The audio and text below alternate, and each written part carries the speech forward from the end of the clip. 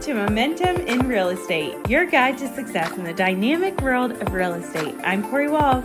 And I'm Kristen James. Whether you're just starting out or a seasoned pro, we're here to help you reach new heights. Success in real estate comes from learning, growing, and serving others. Join us as we dive into strategies for lead generation, marketing, market trends, and client relationships. Get ready to ignite your momentum and achieve your goals in real estate. Let's dive in and unlock your full potential. This is Momentum in Real Estate. All right. Well, meet Miranda Baldridge, real estate powerhouse, FEMA alum, and proud Gulf Coast local. After 13 years helping communities through disasters with FEMA, Miranda brought the same heart and hustle to Alabama, founding a thriving vacation rental business from scratch and later becoming a top real estate broker. She's the qualifying broker at Advantage Real Estate in Robertsdale, holds multiple NAR designations, and leads with compassion, grit, and a deep commitment to her community. Whether she's educating on disaster relief or helping clients find their dream home, Miranda shows up with experience, heart, and unstoppable energy.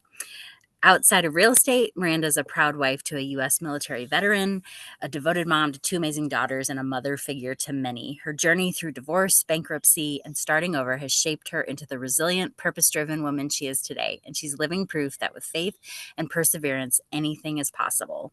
Welcome to the Momentum in Real Estate podcast, Miranda. Hey, Kristen. I'm glad to be here. Yay, thank you so much for coming today. So our very first question for all of our guests is, tell us your real estate story in your own words. How'd you get here?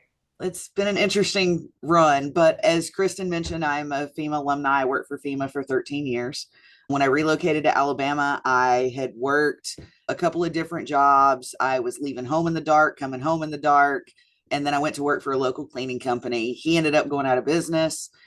So I ended up starting my own cleaning company. I had 5 units and I quickly grew in roughly about 6 months or so from that 5 or 6 units to over 200.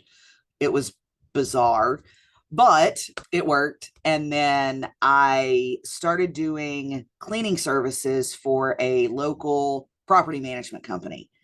And I met who is now my best friend. And that was, 10 years ago.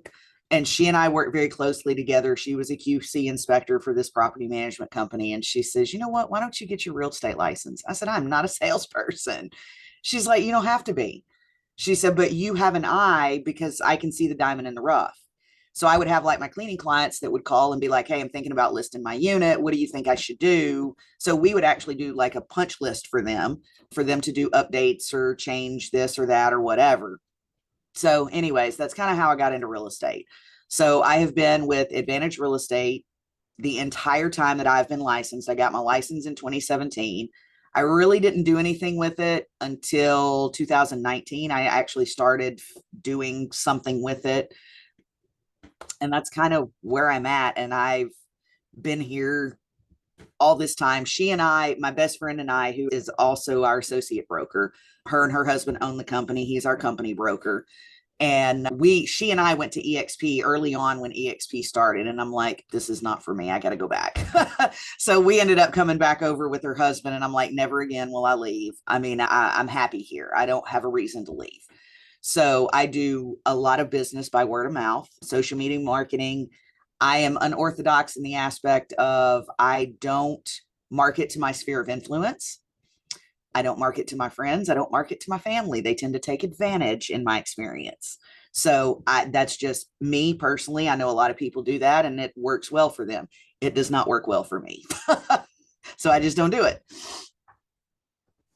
That's fascinating, Miranda. And I hope we'll have a chance to dive into that a bit more. Because obviously, there's 100 ways to build your business. And absolutely. And so the fact that you have found a path that works for you and it's different from the path that Cory and I have used to build our business. So that'll be really fascinating.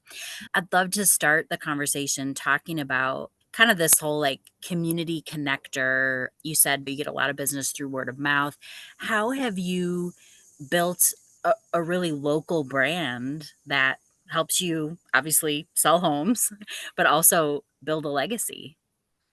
Kind of in a lot of different ways. I am kind of the go-to agent for not just the agents in my office, and we are a very small brokerage. Don't let me lie. We've got 5 of us, maybe 6 of us, I think, in our brokerage. We stay small for a reason.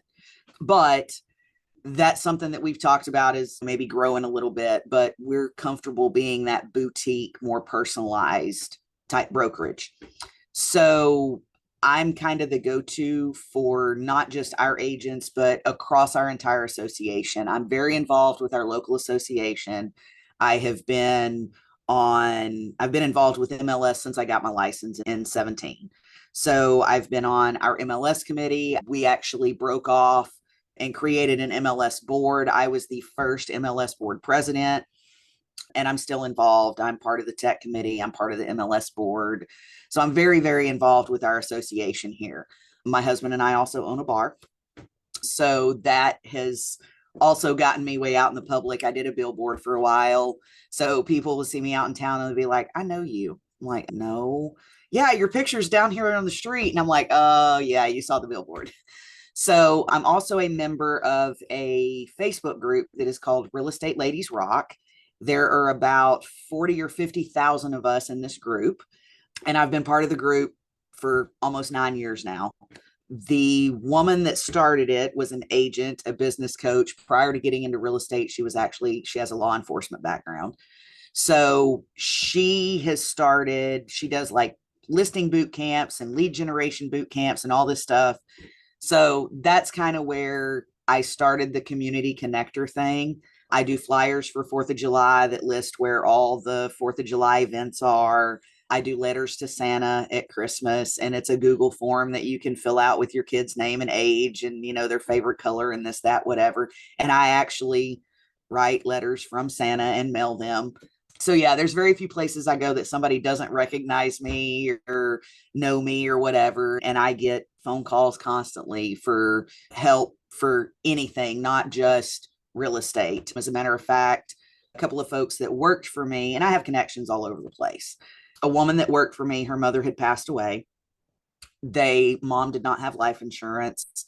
Of course, they didn't have funds to take care of services. So my first question to her was your mom military? And she was like, no, but my uncle was, my nephews are, and I said, okay, hold on. I hold on. I think I got something that might work. So I know the quartermaster at one of our local VFWs in my area, and he and I are very good friends. So I actually sent him a message on Facebook, and I'm like, hey, I need some help. Maybe you can point me in the right direction. I've got a friend. Mom passed away. Family's military. Her brother is buried at our local national cemetery. Is there anything you can do to help? And he said, get me the deceased name, the funeral home that she's at. He said, and I will go make a $400 payment towards her services. So that's kind of the stuff I do. I don't chase the money. If I mind the dollars, if I mind the pennies, the dollars will take care of themselves. It's about helping people for me. I don't care if I never get a sale out of it.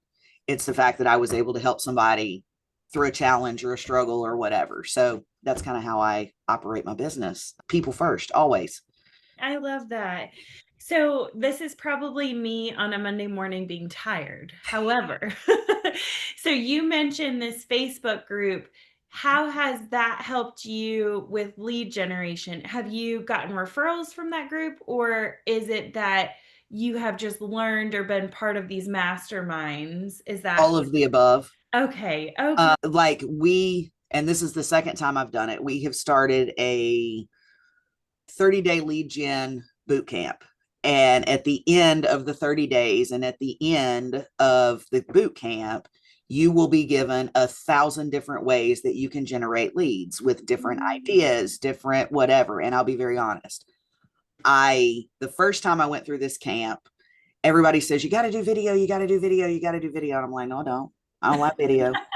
I don't like to see myself on camera. I don't like to hear myself on camera. I struggled bad with it. And she's like, you know what? What does Nike say? Just do it. She's like, they don't care what you look like, what you're dressed in, what your background is, where you're at, or what you're doing. They don't care. because people do business with those that they like, know, and trust. She said, Miranda, you're real. And I'm very real. I don't shoot anybody. I mean, I'm a straight shooter. There's no fluff, there's no sugarcoat. So it's actually kind of comical because talking about that, now that I've went through the second round of this boot camp, and I was actually a team captain in the first one, and I'm a team captain in the second one. So I have other ladies that I'm helping with all this. But another friend of mine, she works for an animal shelter locally. Her boss was looking for a house. She's like, look, you need to call her. And he's like, yeah. Well, he goes back and he tells his partner, hey, we really need to check her out because she comes highly recommended from this staff member of mine. So he's like, well, what's her name? They looked me up on Facebook. Well, one of my first videos that they ran across was my April market update that I did from our MLS. And he calls me and he says, hey, are you free on, didn't tell me who he was, just told me his name. I had no clue that we had a mutual friend or anything. And he said, I need to meet with you. I'm wanting to list my house at some point. He said, I'm not ready today, but I don't want to waste your time, yada, yada, whatever. And I'm like, okay, cool. Let's go meet at the coffee shop. So I walk into the coffee shop and I meet the couple and we're sitting there talking. And he says, look, he says, I don't want to waste your time. He said, I know what my house is worth. I've already pulled my own comps from realtor.com and Zillow and blah, blah, blah, blah, blah, blah. And I said, well, congratulations. And he looks at me kind of funny. And I said, I'm so glad that you got your real estate license from the University of Google for free, unlike the many of thousands of dollars that I spent on mine. So while I know you said you ran comps, here's mine. And he looks at me and he says, are you serious? I said, yeah, I'm serious. I said, that is what you're paying me for. I said, so let's see whose real estate license is more accurate, yours or mine. And he was like, yep, you're the one I want to do business with. I don't care what you charge me. I'll pay whatever because I want you. I said, okay. And I negotiate just as hard on the buyer side. One of my main lenders that I worked with, that I've worked with him for 8 years now, he calls me the negotiating queen. I have had 3 buyers now over the last, 6 years that I have secured new roofs at seller's expense for all 3 of those buyers, along with, of course, purchase price that they're good with and all the repairs. Wow. Way to go. That's I have awesome. alphabet soup behind my name for a reason. Yeah, exactly. Well, you're really leveraging it and Absolutely. it's working for your clients. So good on you. I'd love to dive into kind of a conversation about technology, social media, AI. How I know some agents sort of resist AI in particular because they feel like, oh my goodness, I'm a human, like I'm going to lose the human touch. And we're in a relational business, a people business. How are you leveraging technology like AI in your business that still helps you maintain a human connection? I actually took a class on AI with Marky Riles through NAR. She actually created a AI certification course. I was the first round. I happened to be in Orlando for NAR, CMLS, one of them two. I've been to so many, I can't remember. Anyway, she was offering this first AI certification course, and I was the first round of people to go through it. And it was actually the second time I had met Marky because I'd met her at another NAR convention prior. I learned very quickly AI is not going to replace me. AI is going to basically give me an assistant that I don't have to pay, so to speak. Most all of my social media content is written with AI. I have written 2 books with AI. I'm actually working on a third. I wrote a buyer book, a seller book using ChatGPT. I mean, straight up. And then, of course, I edited, but it was based off of, I used ChatGPT to my advantage. I leveraged it for that. I use several pieces of AI for several different things. Remember, I said I didn't like to hear myself on video and I didn't like to see myself on video. There are some videos that I have created and will create that I use an avatar. I use a voiceover. So all I have to do is create the script and I can set it and forget it and it'll do its own thing. My CRM uses AI. I I will leverage the technology any way possible because I am one person and there is not enough hands for me to do everything that I want to do and need to do. So I use a lot of technology to do that. If I am going to be on video, I use a teleprompter app that will overlay on my phone so that because I'm very, not so much now, but I used to think it's got to be perfect. But now I will throw a teleprompter up and I'll like put bullet points in it just so that I know the things that I want to cover. Sometimes I'll write an entire script, sometimes I won't. Just depends on what I'm doing. And sometimes I will just ad lib it, but that's kind of my AI stuff. I do a lot of images with AI depending on what I'm doing. Like for marketing for our bar, I will use AI images. Like I'll tell it that I want it to create me a specific image. I want it to make it realistic. I don't want it, cartoony or whatever. And sometimes I do cartoony type stuff. Just depends on what I'm doing. I think AI is amazing though.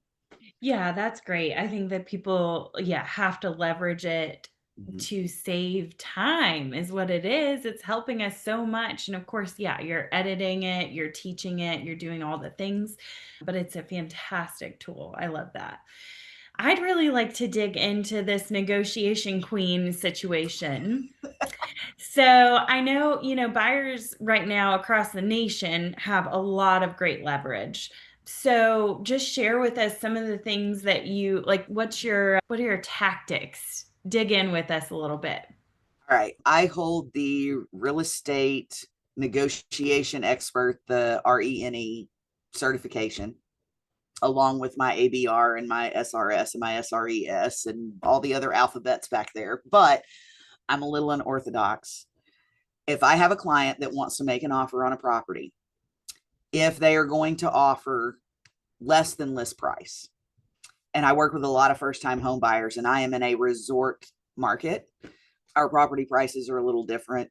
Granted, I'm not in California. I have some agent friends in California, and they're like, you're cheap down there. And I was like, well, for our area, I don't feel like we're cheap. But anyways, we have some of the cheapest property taxes in the nation down here, if not the cheapest. Homeowners insurance, that's another story. But so I'm a little unorthodox. If I have a buyer that wants to offer less than list price, I will call that listing agent before I ever put an offer in writing, because the last thing I want to do is waste their time, my buyer's time, or their seller's time. And that is exactly how I present it to the listing agent. Hey, I've got a buyer interested in this property. We went and looked at it. We showed it such and such day. They want to make an offer. However, it's less than list. Will your seller entertain an offer less than list? They're not going to tell me for sure what their lowest dollar is that they'll take, but they'll at least give me an idea typically. Sometimes they'll ask me, well, where's your buyer? Well, they're around, such and such mark. Yeah, I think my seller would entertain that. Let me make a phone call. So they'll call the seller, and then I'll get a phone call back that says, hey, yeah, go ahead and write up the offer. They're good with that purchase price, or they're good with that range, or that, go ahead and send me an offer. I work counters and repairs the same way. If we make an offer, and of course it's up to my buyer if I call the seller. Some of them don't want me to. They're just like, put it in writing and let's go. I'm like, okay, cool. I can do that too. So if we get a counter back, at that point, I will tell my buyer, look, I can do this two ways. We can go back and forth in writing 100 times and make our 13-page contract become 25, or I can just pick up the phone and call the listing agent and say, hey, this is where my buyer's at. Will your seller agree or no? Because if they're not going to agree, I'm not countering back. We're not doing this a million times. And I think a lot of agents respect that because it's not wasting time. And like I said, I'm very direct. There's no fluff. There's no sugar coating. This is nuts and bolts. This is what it is. So I do repairs the same way. Home inspection comes back. Buyer says, I want these items fixed. If they're not willing to fix them, I want a reduction in purchase price. Cool. No problem. Let me call the listing agent. So I call the listing agent, say, hey, look, these are the things on the inspection. Will your seller repair them? These 4 items must be repaired for finance.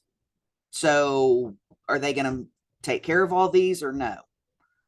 Yeah, I think they'll take care of those 4, but they won't do these 3. Okay, well, then we need to reduce the purchase price by X amount. Okay, no problem. So that's kind of, I'm a little unorthodox. I do a lot of things over the phone first before I put it in writing, only because it saves time. I don't want to waste my buyer's time, my seller's time. I just don't. Well, and just like there's many ways to build a business, there's many ways to run your business. And Exactly. there's different kind of philosophies around negotiating and whether you do it verbally or in writing. And I think you can find your own way and find a Absolutely. style that really serves you and your clients well. And for some, that means, hey, let's write it up and make it so easy for the other party to just sign. Like, here you go. We've done the work for you. Just sign here. Exactly. And then there's other, and of course, I think there's always the opportunity for the conversation with the co-broker 100%. along the way. I mean, we're in not just a relational business with our clients, but also with the agents that we work with Absolutely. and do these deals with. So I love that. So that, obviously we've been talking about negotiation primarily on the buyer side. Let's switch gears for a minute and talk about on the listing side. How do you help a seller kind of strategically price their home to sell quickly without Mhm. leaving money on the table? I mean, that's always the goal, right? Is like, Yeah, of course. we want to get this sold as quickly as possible, assuming that's the goal and intent of the seller. Mhm. But you also don't want them to not get the greatest amount of money. So Oh, how do you absolutely. approach that with your seller clients? I'm just very direct. I tell them, and I have some sellers that are completely unrealistic. And if they're unrealistic, I will tell them that they're unrealistic, that the house is not worth that. You're not going to get that. And here's why. And I can show you the comps and I can show you the reports. And I just updated such and such for, X amount of money. And I'm like, yeah, and you're not going to recoup that. It's just, there's certain things that or you are not going to recoup that you do as an upgrade or this or that or whatever. I was like, it's just not possible. So I will tell them, if you can, provide a home warranty, offer a buyer agent compensation, and these are the numbers. I mean, and I'll give it to you in black and white. If you offer this or you offer this or you offer this, I mean, and it's all a phone conversation or, part of the listing appointment before I start putting numbers in writing for them, of course. But, and we talk about buyer agent commission and the different options that they have. And it's all about being upfront and being direct about it in most cases. I have very few sellers that balk at my fee because my fee is my fee is my fee is my fee. That's just how I look at it. I know my value. I know what I'm bringing to you. I'm not one of these agents that throws a sign in the yard and sticks it in MLS and don't ever do anything else with it. That's just not how I operate. And I will tell sellers, all right, you want to list at this price. I'm telling you that is somewhat unrealistic. We will list it at this price because technically you are in control. I work for you. If we don't have any activity in 2 weeks, there will be a price drop to this. Well, I don't want to do that. Then your house is going to set. How bad do you want to sell it? And I have asked people, sellers, straight up, well, Miranda, we've been listed for 30 days. We're not getting any activity. And I said, well, how bad do you really want to sell it? Offer a home warranty, pay for a 1-year termite bond up front. I said, tell me, what is your homeowner's insurance? Who's your company with? What's it cost you a year? What things are you willing to do that I can leverage? So that's kind of how I do it. Sometimes it works and sometimes it don't. Just depends on the seller, depends on their situation.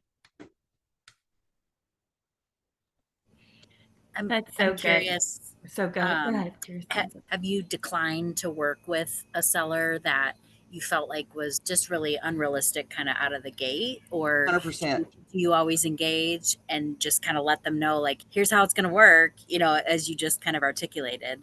I've done both. I had a gentleman call me that I had a condo listed in one complex, and he had called a couple of 3 different agents, all of which I knew. And he called me and he's like, hey, I want to list this condo for 550 grand. And I said, call somebody else. I said, because I'm not listing it for that. I said, it's not worth it. And he was like, well, yes, it is. And I said, no, comps don't support it in that complex. I said, and I already know that I'm about the fourth or fifth agent that you've talked to about this complex. And he was like, I'm not interested. I appreciate the phone call and thank you. And if I can help you, please call me. But that is not, no. So yes, I will walk away. Not all money is good money. And if they are that set and not paying attention to the advice that I'm giving them, then it's going to be a waste of my time. And they're going to be a difficult seller. Same way with buyers. Buyers will be difficult that way too. And yes, I have told buyers, I'm not the agent for you. That's why this is another thing I was a little unorthodox about. Before it became mandated that we had to do buyer agency agreements, I didn't write them. I didn't use buyer agency agreements because I didn't want to lock anybody in. We either jive or we don't. And I know rather quickly whether we will or we won't. And I have even, before we were doing buyer agency agreements, before we were mandated to do that, I was actually able to prove procuring cause without a buyer agency agreement. Yeah. Goodness gracious. So, but yeah, I mean, I'm just very direct. That's great. I love it. And you're so comfortable in who you are, which is that confidence shows through with all of your clients, I'm sure, which is awesome.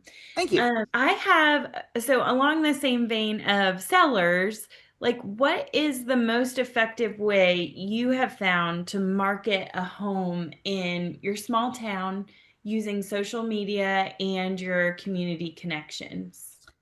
For me, it's writing a really good Facebook post. I do a lot of Gen X twist to it because I am Gen X. So I do a lot of Gen X stuff that will bring some humor to it, and it will attract those people that are interested, or they'll share it. I do mailers to, the neighborhood around it. I put everything out through my CRM also to my entire database. Hey, if it's not for you, maybe it's for somebody you know.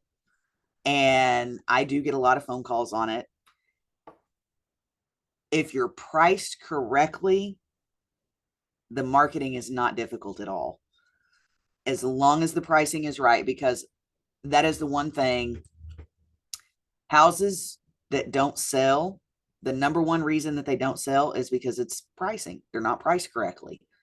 It's not because it needs new carpet. It's not because it's in a subdivision and not on a half-acre lot. It's because the price is wrong. Okay, so current market, at least in our Western North Carolina world, we've become an even market, which is, I think we're behind most of the nation in that world. And what I have been struggling with, just full transparency, is, looking at the last 90 days for our comparison market analysis, we're right on time. And then looking at the last 90 days, we're like, oh yeah, it's like 15 days, or, you should be under contract at this point. And then that doesn't happen. And you're like, but you don't commit to anything, of course. You tell your clients, like, at least we do, like, I don't have a crystal ball. I can't tell you exactly what's going to happen. But what do you do in those cases? Like, I know it's challenging and the market across the country is challenging. What are your strategies? Dig a little deeper for us. I guess probably my number one strategy is I leverage RPR a lot. And that's where my question comes in to my seller. I'm like, look, how fast do you want it to sell? Because you need to factor in cost of insurance. You need to factor in the interest rates.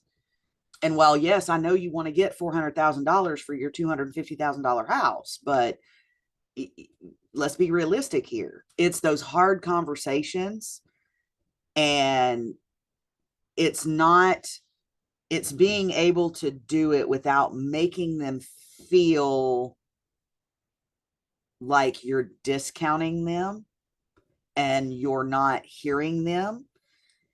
And I'm not on anybody's timeline. The report can tell me you should be under contract in 25 days. You can be under contract in 25 days if you're priced right. I mean, it all comes down to pricing, and it comes down to our insurance in our area is astronomically crazy. And I don't know if it's that way across other parts of the country. I'm sure it is. And in some areas that are, disaster prone. I mean, we're in a hurricane county, which is quite comical that I even live in a hurricane county. But after all my work for FEMA, because I had said I can't live in California earthquakes. I can't live here because of flooding. I can't yet. Well, hello, I'm 30 minutes from the coast, but whatever. But I mean, there's things that sellers need to factor in. While their insurance might only be charging them $1,500 a year, they've had that policy for 4, 5, 10, 15, 30 years. A new buyer coming in, their insurance is not going to be $1,500 a month. It's going to be more like probably $3,000 or $4,000. If you're in a flood zone, that's going to factor in too, because flood insurance is super duper expensive. So it's finding that right balance with them, and it's understanding, I know what the national average says, or I know what the market average says, that, you should be under contract in X amount of time. That's in a perfect world. And that's taking into account the whole market. That's not taking into account the knothole in the board. It's looking at the whole board versus that little bitty speck. That is brilliant. I know, I don't know if you know, like Kristen and I were attacked by Hurricane Helene here, Western North Yes. Carolina. And it's funny, like my thing with all of my clients has been, we have all 4 seasons and we don't have earthquakes and we don't have hurricanes. We're climate protected. Right. We can't Right. say that anymore. What just happened to us?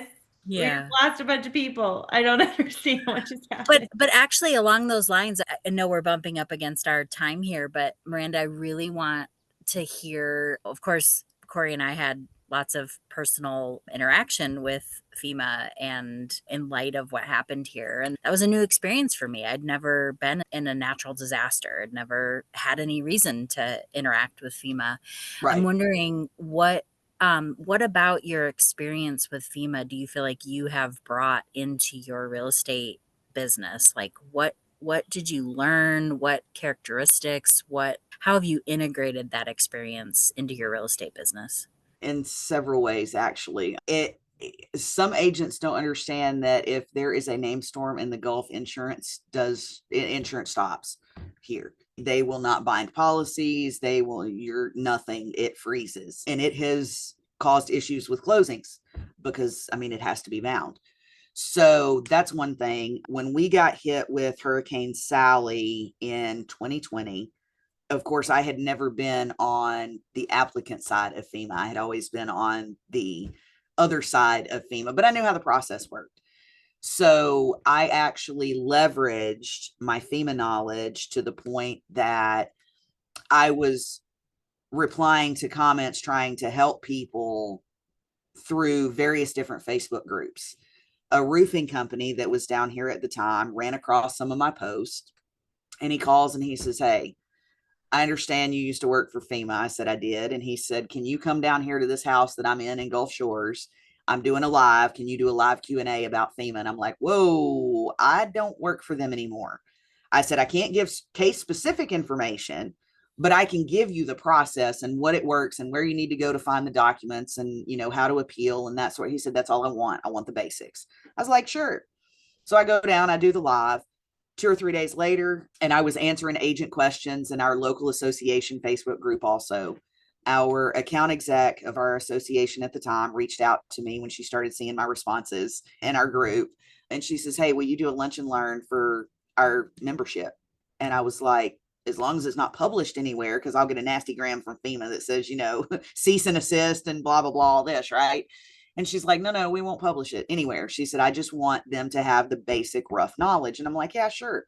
So I did this lunch and learn. Well, then a post came out from our local United Way. I read the post and I'm like, "That's wrong." I'm like, "That's very wrong." So I made a comment on the post from the United Way and I'm like, "Where'd you get your information? That's incorrect." And she's like, a local congressperson's office. And I'm like, well, it's wrong. And she's like, can you call me? So I call her and she's like, what about it is wrong? She's like, and how do you know it's wrong? And I'm like, well, I used to work for FEMA for 13 years. That's how I know it's wrong. And she was like, oh, geez. She says, what am I going to do? And I said, well, just put in the information that I'm telling you. And she says, can you just rewrite the post and send it to me? I said, yep, sure will. So I rewrote it and sent it to the United Way for them to post. And she's like, how is it that the Congress people are giving me the wrong information? And I'm like, because you got an intern. I was like, it's an intern on the phone and they don't understand the inner workings of it. So I became known as the disaster lady, the FEMA lady, oh yeah, I see all your posts on FEMA for, Sally help and this and that and whatever. And so yeah, I was helping people left and right. And that's kind of where I started my book of business with vendors and contractors and stuff like that. So I have a living document that is everything from attorneys to hairdressers to you want to go get your eyebrows waxed, I can tell you where to go. And coffee shops and everything. I serve on the zoning board of adjustments for our local city as well. So I'm very involved. If people don't know my face, they know my name. And 99.9% of the time, they will search me on social media almost immediately. That's awesome. This has been so good. Thank you so much, Miranda, for all of your knowledge. We so appreciate it. And thanks for joining our podcast. Absolutely. Thanks for having me. All right. So tell us, how was it? We're better than the other 6 you've done, I'm sure. It was way less. And they weren't really formal, but this one's more laid back, I guess. Mm-hmm. A couple of the other ones that I've done were not quite as conversational. Mm-hmm. One of the ones that I did was very conversational and it was fun too. Yeah, I guess y'all's and the other one are probably my 2 favorite that I've done. Oh, yay. Because I do like that it's very conversational. It's very just relaxed. Yeah. Well, and that's that really is our goal. Like we see it as a great opportunity to build a network of relationships across the country. And we've met some fantastic people and feel like we're offering something of value to other agents who decide to tune in. But really we do it for us and for the relationships that we get to establish and build. We're such a collaborative, it's such a collaborative industry. And so we really lean into that in terms of this particular venture that we're doing together. So absolutely. And then, we've been able to expand our referral network and that's meaningful. Absolutely. In very real ways. So we're glad to have you now part of our network and world, and look forward to cross promoting one another when we get the marketing collateral, when our team finishes the editing, and you'll get like a reel and some shorts and things that you can utilize however you see fit. But awesome. Yeah. Looking forward to it. That's awesome. Because it is a very collaborative industry. Yeah. And it's really weird because my philosophy has always been, I don't worry about the things I can't control. And one of the actual 3rd book that I'm starting is actually the story of my life. So it's going to be quite interesting, but it's okay. So I'm like, do I really want my whole public life put out there? So of course I've changed names of characters and places and, but the people protect that the innocent to me, trying to protect the innocent, but the people that really, really know me, they'll know who's who and, everything, but it's been fun. And I guess in a sense, kind of healing. But because we all deal with trauma, we all deal with trauma and we all deal with it in different ways. And for many, many years, mine was just shove it down, being Gen X, you do what you got to do. Mm-hmm. So that's one of the other things that I did. And I need to get back in the habit because life happened, but I actually created a podcast for myself that on YouTube that I just talk about whatever. And it's essentially where Gen X meets real estate. So it's actually quite comical because I do a lot of Gen X references because we're a huge generation. And so, it's been interesting.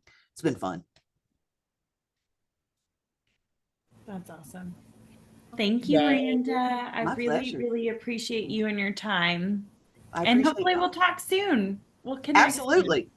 Yeah, we like to periodically hit people up and say, hey, can we hop on, do a virtual coffee date and just kind of Sure. catch up and talk about business and what's going on and what you're seeing in your market. And it's just a helpful way to continue the relationship. So Absolutely. I'd love to. good. Well, have a fantastic rest of your day. Y'all too. I Yes. hope you Thank have you, an amazing Miranda. week. Thanks. All right. Thank you so much for joining us on this episode of Momentum in Real Estate. We hope you found valuable insights and strategies to propel your real estate journey forward. If you enjoyed today's episode, be sure to subscribe to our podcast and leave us a review. Your feedback helps us continue to deliver content that resonates with you. Remember, success in real estate is about continuous learning, growth, and serving others. Keep that momentum going and watch your business thrive. Until next time, keep pushing forward and bringing your real estate dreams to life. This is Cory Wall And Kristen James signing off from Momentum in Real Estate.